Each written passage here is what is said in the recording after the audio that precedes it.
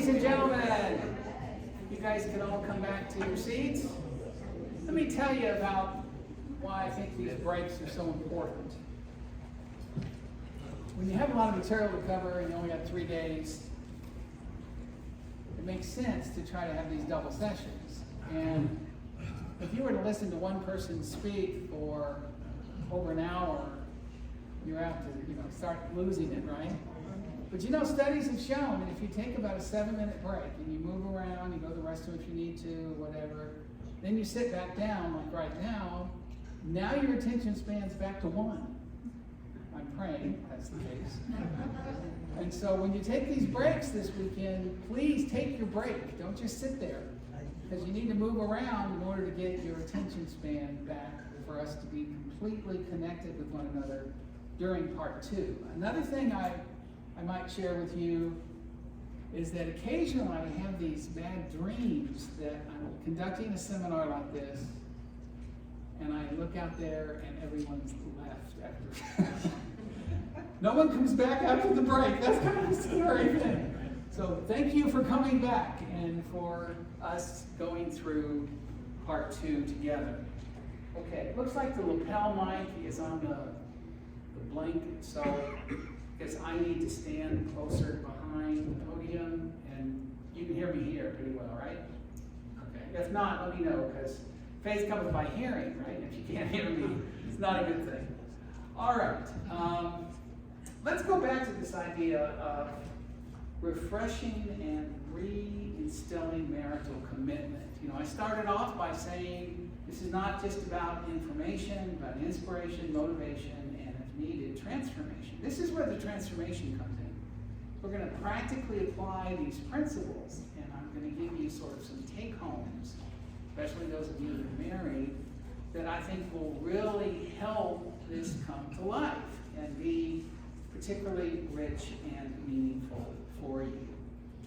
When I was thinking about why so many people break their vows and why oftentimes marriages don't last, I began to realize that it's not just that people aren't taking their marriage seriously. I think in general, our society has undervalued the keeping of our word. My dad used to tell me that when he was a kid, people used to talk about, it's just a handshake, that's all we need. My word is my bond, and my bond is my word. And people took the idea of, making a commitment seriously, just in general. When I was a kid, again, my dad would say, make promises sparingly, but keep them faithfully.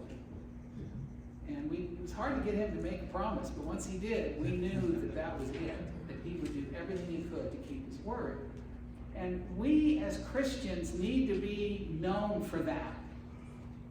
And it's one of the ways we ought to stand out and be different than the world, because the world doesn't really think much about lying. And it's very sad that that's the case. And so the keeping of vows is a very serious matter, and the scriptures value it highly. The Bible says in Ecclesiastes 5:2-7, that when thou vows a vow, defer not to pay it, for God is no pleasure in fools. Pay that which thou vowest. Better it is that thou shouldest not vow than thou shouldest vow and not pay. And so Old and New Testament says this. One of my favorite passages is Psalm 15, verse 4. It talks about the characteristics of the Zion dweller. This is someone who's going to one day be in heaven, in Zion, in God's presence. It has all these neat things that have to do with basic character. And one of the things it says is, a Zion dweller swears to his own hurt and does not change.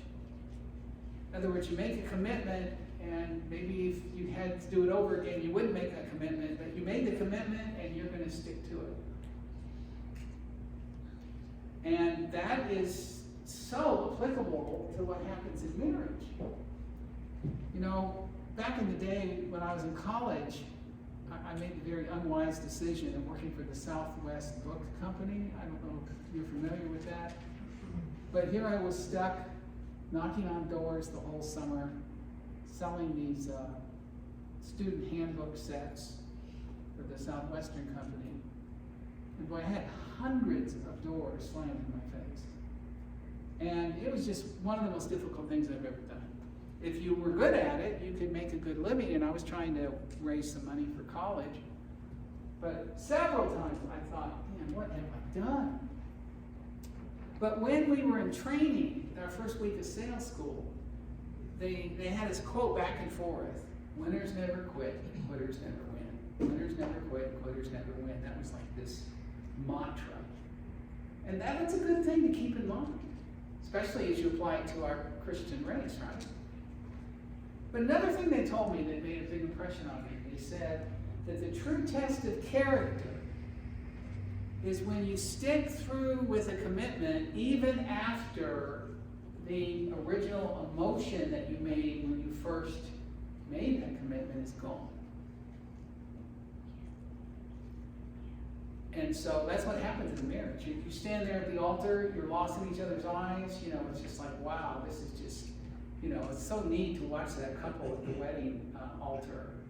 And they're just beaming at each other. And it's so sad how they can go from that to sometimes being bitter and don't even want to be in the same room. How does that happen? Well, it does. But a person of character says, I don't have the same feeling that I once did, but I made this vow before God and many witnesses, and I'm going to do my very best to keep it.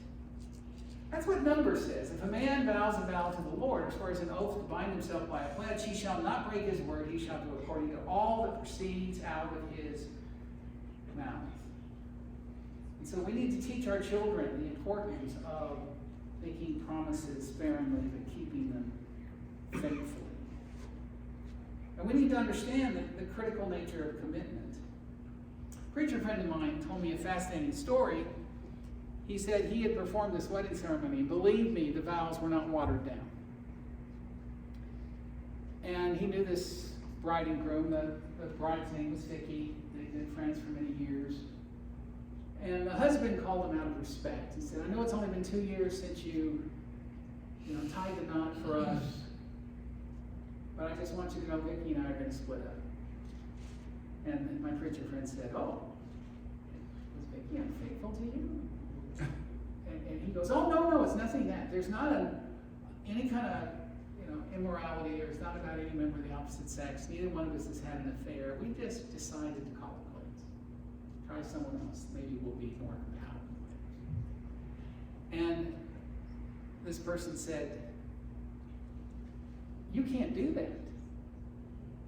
He said, what do you mean I can't do that?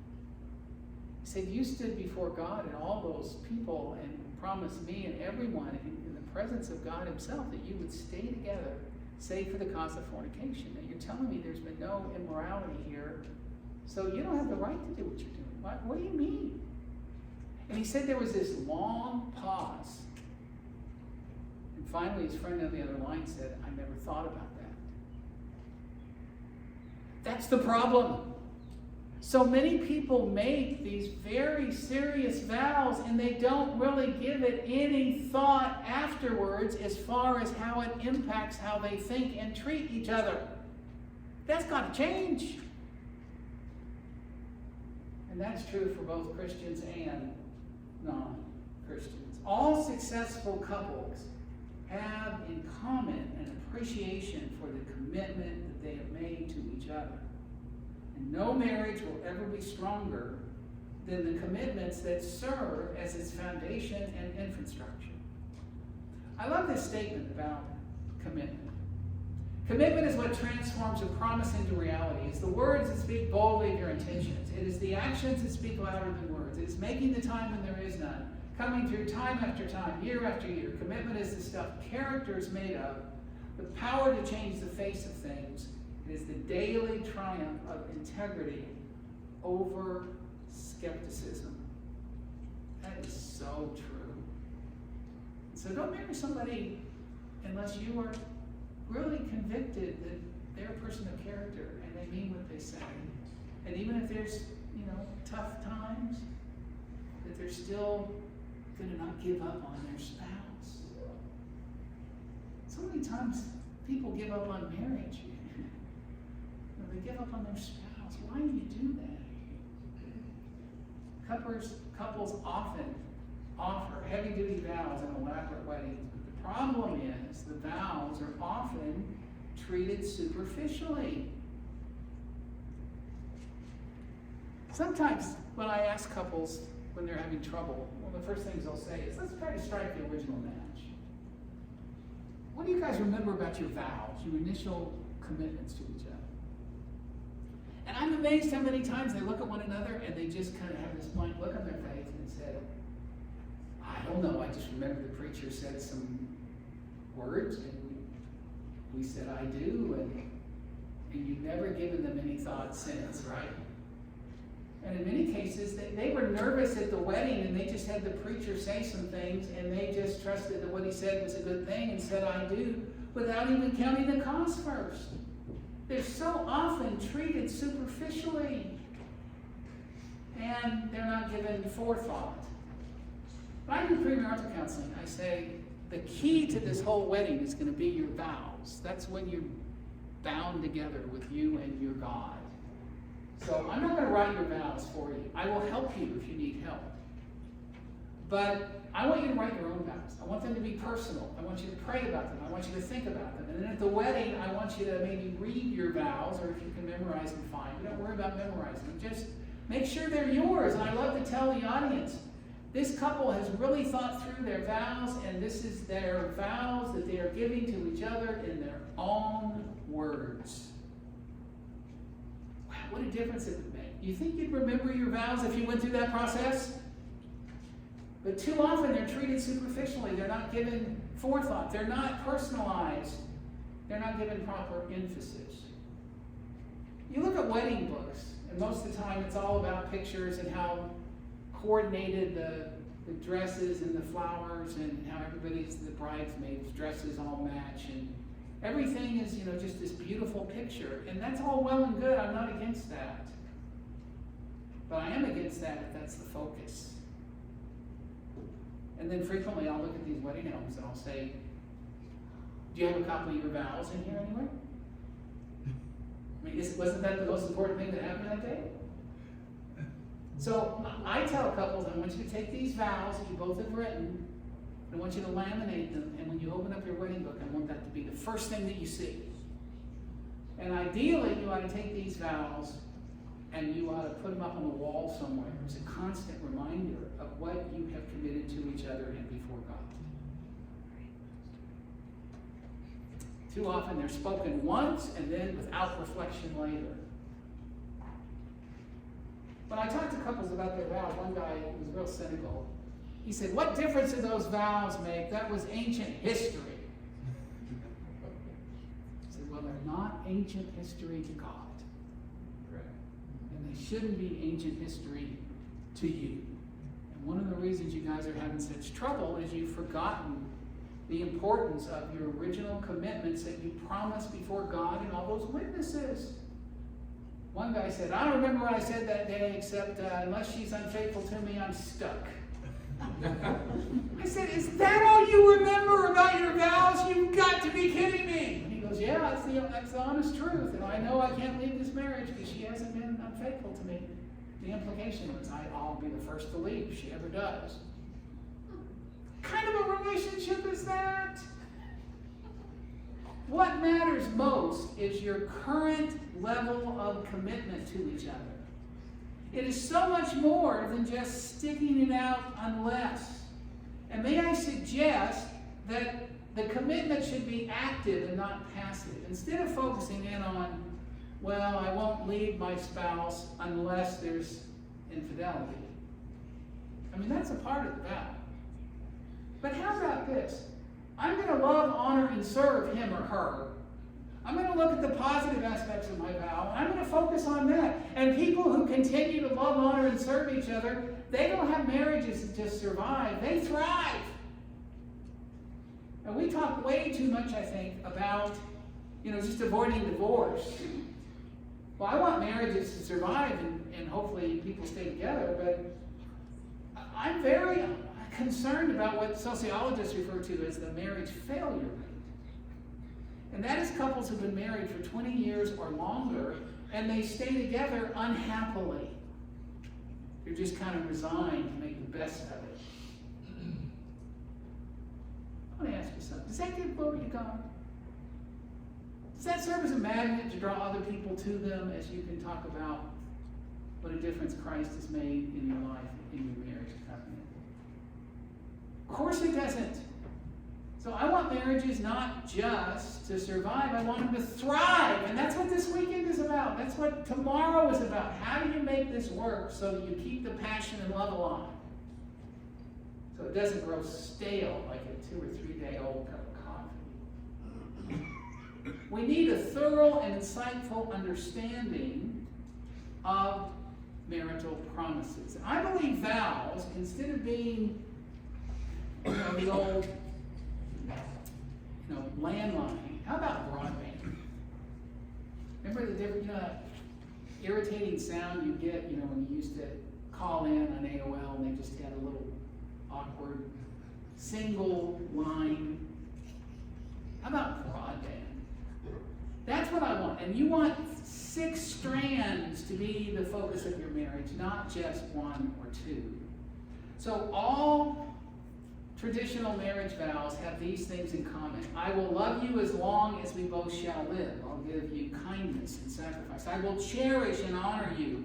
In other words, I'll be thoughtful. I will be what a husband and wife owes to their spouse. I will seek to meet their needs. I will take you as you are. Acceptance. Let me stop here just for a minute. One of the most important parts of the wedding. Do you take, in my case, it was Gail Melinda Parcell, to be your lawfully wedded wife? And Gail, do you take Carlton Brent Hunter to be your lawfully wedded husband? There's a significance to the fact you call out the person's full name and say, do you take this person as they are? When I was a kid, they used to have these 45 RPM records. I'm really dating myself here, but trust me, when they used to do vinyl records, those of you that are in the audience, you used to get hits on the radio, and you'd take it home and you'd play the A side, which was the hit. And frequently I'd flip over the B side, and usually it was something terrible. No wonder it didn't make it on the radio. And so I wouldn't play the B side because it wasn't very good. I'd play the A side. You take it home and you play the A side. Listen, when you're dating, you're putting your best foot forward. You kind of, playing the A side. But when you get married, you take him or her home, and guess what? The A side and the B side eventually play equally, whether you like it or not. Idiosyncrasies and maybe bad habits and other things that you didn't even know existed when you were dating, they come in full bloom when you're married. And that's why after a year of marriage, many people become disillusioned. They don't like the B side. Listen, everybody's got a B side. And you need to give each other grace and understand, well, he puts up with my B side, I'll put up with his, right? We're going to love each other anyway. And a good marriage is primarily made up of 2 good forgivers, right? Not always nitpicking at each other. So, this statement of acceptance is important. Too many women especially marry men with the idea, I'm going to change them. They look at a man like a real estate investor looks at a fixer-upper. Well, maybe I can buy this. This has potential.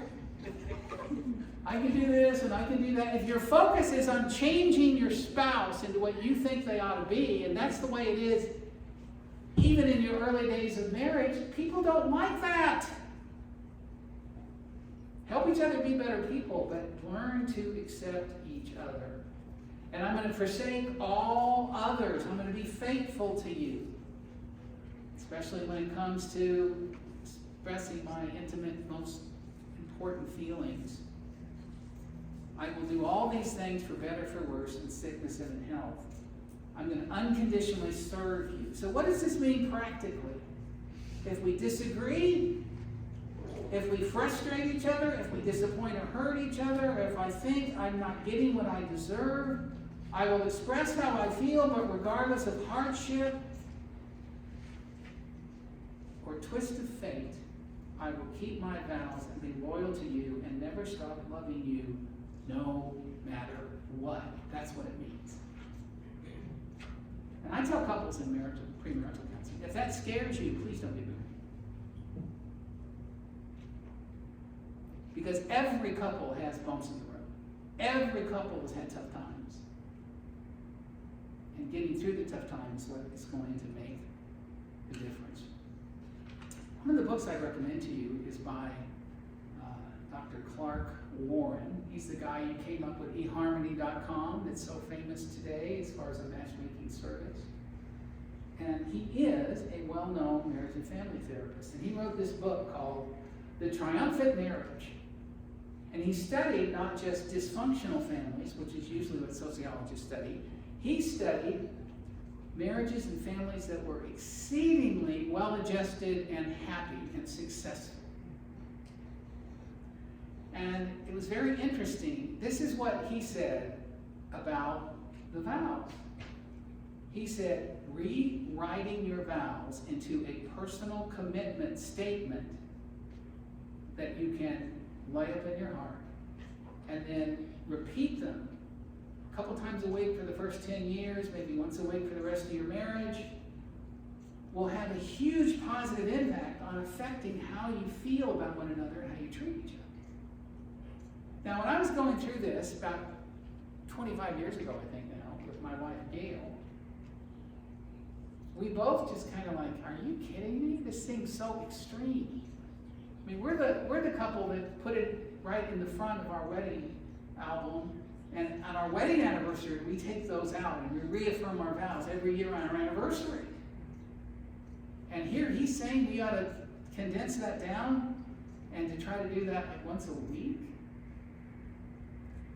So I was about ready to completely dismiss it, and then I thought about my spiritual relationship with the Lord, the ultimate spiritual covenant, and I thought about the Lord's Supper. And how often does the Bible say we're supposed to reaffirm and rethink through our commitment to the Lord and an appreciation of what he's done for us on the cross? I think we're supposed to do that weekly, every Sunday. And I thought, well, if the Holy Spirit thought that was important for the most important relationship I have with the Lord Jesus to do that weekly, maybe this isn't such a bad idea after all. So I said, Gail, let me see what I can do here. So I worked on this really hard, and this is what I came up with. I promise I will do everything in my power to help you get to heaven. Now, the reason I put that first is because we were high school sweethearts, my wife and I, and we dated for like 3.5 years, and we broke up, and we got back together. And I'm so thrilled to rekindle that old flame. Because everybody I dated, I compared to Gail, nobody quite measured up to Gail, and I'm so glad she was still available. But when I proposed to her, it was a little early for her. She was still kind of afraid. She thought we were getting back together too quickly. So I proposed to her 3 or 4 times. I had lost count. Took her out to a neat restaurant, and on Valentine's Day I proposed to her, and I had the ring, and she said, not quite ready. To this day, Valentine's Day, and I have kind of a love-hate relationship, because I remember when I got shot down. But anyway, when she finally said yes, and I was so thrilled, and I said, what made you finally change your mind and say yes? She said, well, I've been thinking about it and praying about it, and I finally decided that we can get to heaven. We'll have a lot better chance of getting to heaven together than apart. Now, as a 24-year-old, I was a little disappointed there wasn't a more romantic answer, I have to be honest. But as we've gone through our life, that has meant so much to us. And that's true. We help each other get to heaven. So that's why I started it this way. I promise I will do everything in my power to help you get to heaven, to accept A side, B side, right? And remain loyal to you always. I promise to put you and our marriage second only to God and be open and honest with you always as we strive for oneness. I promise to cherish, honor, and support you in good times and bad, and strive to love you selflessly like Christ loved the church as I meet your deepest needs. And I promise to pilot, provide, and protect you and our family, and do these things unconditionally until death do us part, so help me God. So I showed this to Gail. And she said, I really like this. So you're not going to mind me saying this to you once a week, or at least once a month? She goes, no, but obviously I need to say something back. She goes, how about if I just change the middle part? Because you're my pilot, provider, and protector. But I promise to admire, honor, and obey you in good times and bad. Strive to be an excellent keeper of home and be sensitive to your deepest needs. Promise to love you and do all these things unconditionally until death do us part, so help me God. And so we both committed to lay these up in our heart and to say these things to each other. First, we wrote it out on like a 5x8 card and we read it to each other until it became second nature. But verbalized regularly over a long period of time, vows can take on tremendous power. There are times where Gail and I have had disagreements, and I'm upset with her or she with me, and I will typically go for a walk and say a prayer, and I will take these vows and I will run them in my mind and in my head and in my heart, and it steadies me. And it reminds me not to say anything that I'll regret, and to live up to those vows and ask God's help to do it. And she'll do the same, and then we'll come back to the table, and we're just in a better state of mind to work through this difficulty we're having. In 2008, my wife came down with a very severe attack of ulcerative colitis. They misdiagnosed what she had. They gave her the wrong kind of medicine. She was dehydrated. I remember rushing her to the ER. They said, we're so glad you brought her here. If you waited another 24 hours, she'd be dead. And it just terrified me to think about losing Gail. So I'm there in the room that they put us in, and she's, got these IVs, and she's very weak. And I was sitting by her bed, and I heard her whispering something. And I got next to her, and I said, honey, what can I do for you? You need something? She said, say your vows to me. Say your vows to me. Well, fortunately, I hadn't memorized, so I did. She goes, oh, you do those things. That's such a comfort in a time like this. Thank you.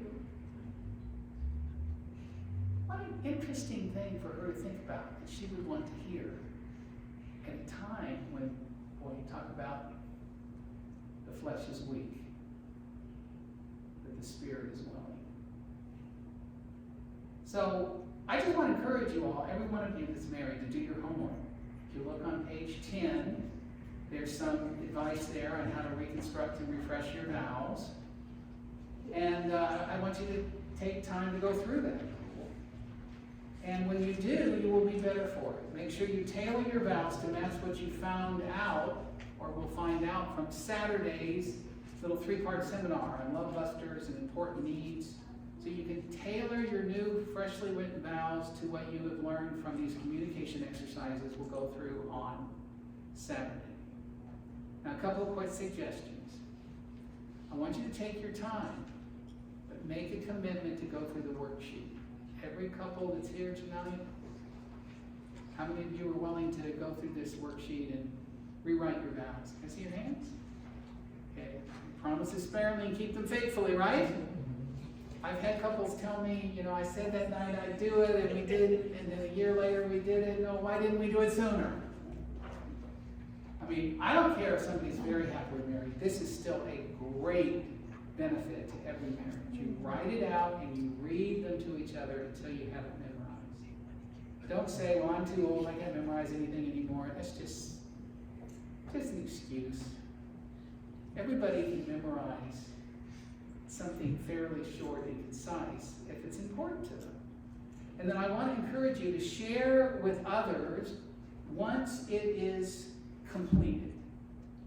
Now, sometimes people say, no, wait a minute, that's asking a little much. This is between my wife and I. This is private. I don't want to have to share this with other people here at North Courtney or in their small groups. Well, that's the way you feel. That's the way you feel. I want you to think about something. When do couples usually say their original wedding vows? In front of a huge crowd. With a videotape running these days. I mean, we usually say our vows in public because we're not ashamed to say them. I'm not ashamed to tell you about the vows that I made to my wife, Gail, and shout it from the rooftop. You know, Jesus talked about making a good confession, and he says, if you confess me before man, then I'll also confess you before my heavenly Father. But if you're ashamed to confess my name before man, I'll be ashamed to confess you before the heavenly Father. Why is it okay to do wedding vows in front of a huge crowd initially, but then later on, oh, it's too private? There is real value in sharing your love for each other with people you care about in your local church family. And then they do the same. And that helps you to think about each other's commitments, and it helps you to support each other in your marriage. You do that, you'll grow closer to one another as a church family. And hopefully you will come to the point where you will be pleased to shout from the rooftops how much you love your spouse and how much you're glad to tell others how much you love your spouse. Does that make sense? Mm-hmm. And then when you're done, seal it with a kiss. That's like 48 years ago. I can't believe that. Why isn't my hair that dark anymore? People see me at reunions and they go, Brent, you're barely recognizable. Gail, you've hardly changed. Why is that fair? Well, she gets a bottle of dye that I don't get. That's one thing. But set me as a seal upon your heart. The fire of love stops at nothing. It sweeps everything before it. Floodwaters can't drown love. Torrents of rain can't put it out. Love can't be bought. Love can't be sold. It's not to be found in the marketplace. It's not something that is about physical things at all. But there is no greater blessing than to have somebody that just truly loves and admires and cares for you, even when you mess up. And that you can be completely honest with and know they're still going to be by your side. You can get to the point where every year you're more in love than you were the year before. It doesn't have to grow stale. You just have to be determined to work through the bumps in the road. And this exercise I've provided for you on how to reconstruct and refresh your vows will have a huge positive benefit. That's where the transformation takes place, right? Okay. You know, this is a kind of seminar. We don't have an invitation or anything like that. But I do want you to remember, when you think about the covenant relationship, that so many of these things are parallel to our covenant relationship with God. And if you understand those principles, it will be really helpful to you. Remember the nature of a covenant? Complete trust and faith. You take the reins of your heart and give them over to the Lord. There's unlimited responsibility, complete commitment. Revelation 2:10, be faithful unto death. Long-lasting, eternal commitment. That's the difference. In the Lord, death doesn't end the relationship like it does in marriage. That just means we can finally see Him face to face in eternity. So Jesus really gives us a proposal, doesn't He? He says, I'm the bridegroom, faithful and true. I love you. Will you be my bride and become a part of the church? Will you submit to me and take on my name proudly and confess my name to others? Jesus is knocking at your heart door, and He proposes to each of us and says, will you let me in? It takes a humble heart to do that. But it's voluntary because it's a love relationship.